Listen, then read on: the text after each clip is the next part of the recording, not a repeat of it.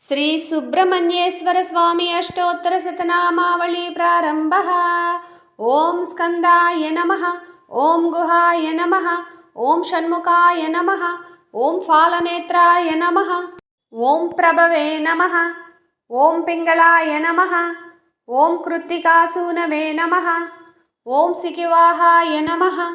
ओम द्विषड्भुजाय नमः, ओम द्विषण्नेत्राय नमः, ओम शक्तिधराय नमः, ओम पिसितासप्रभञ्जनाय नमः, ओम तारकासुरसंहर्यै नमः, ओम रक्षोबलविमर्दनाय नमः, ओम मत्ताय नमः, ओम प्रमत्ताय नमः, ओम उन्मत्ताय नमः, ओम सुरसैन्यसुरक्षाय नमः, ओम देवसेनापतये नमः, ओम प्राज्ञाय नमः, ओम कृपावळे नमः, ओम भक्तवत्सलाय नमः, ओम उमासुताय नमः, ओम शक्तिधराय नमः, ओम कुमाराय नमः, ओम क्रौञ्चधारणाय नमः, ओम सेनानये नमः, ओम अग्निजन्मने नमः, ओम विशाखाय नमः, ओम शंकरात्माजाय नमः, ओम शिवस्वामिने नमः, ओम गुणस्वामिने नमः, सर्वस्वामिने नमः, ओम सनातनाय नमः, ओम अनंतशक्तये नमः, ओम अक्षोभ्याय नमः,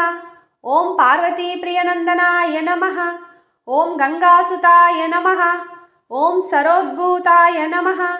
ओम आहूताय नमः, ओम पावकात्मजाय नमः, ओम जृंभाय नमः, ओम प्रजृंभाय नमः, ओम उज्जृंभाय नमः,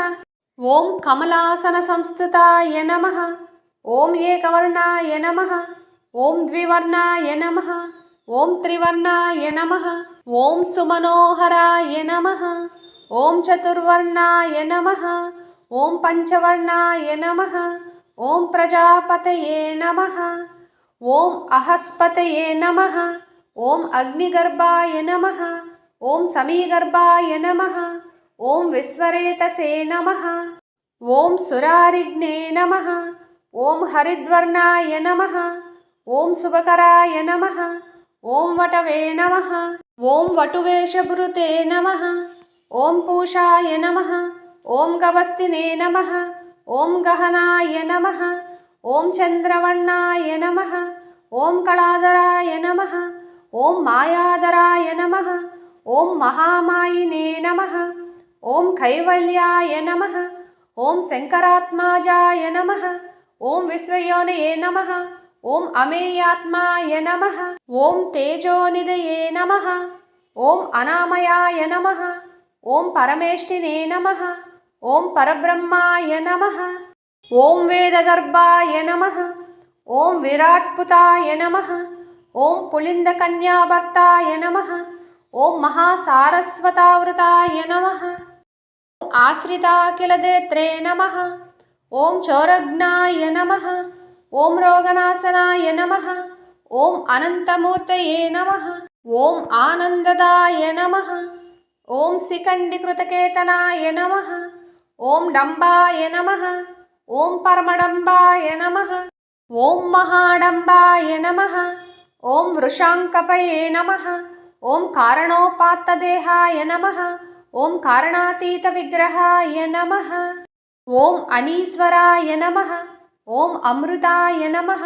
ओम प्राणायामपरायणाय नमः, ओम विरुद्धहंत्रे नमः, ओम वीरज्ञाय नमः, ओम रक्तास्याय नमः, ओम श्यामकंदराय नमः, ओम सुब्रह्मण्याय नमः, ओम गुहाय नमः, ओम प्रीताय नमः, ओम ब्रह्मण्याय नमः, ओम ब्राह्मणप्रियाय नमः, ओम वंशवृद्धिकराय नमः, ओम वेदवेद्याय नमः, ओम अक्षयफलदाय नमः, ओम वल्लीदेवसेन समेत श्री सुब्रह्मण्य स्वामिने नमः।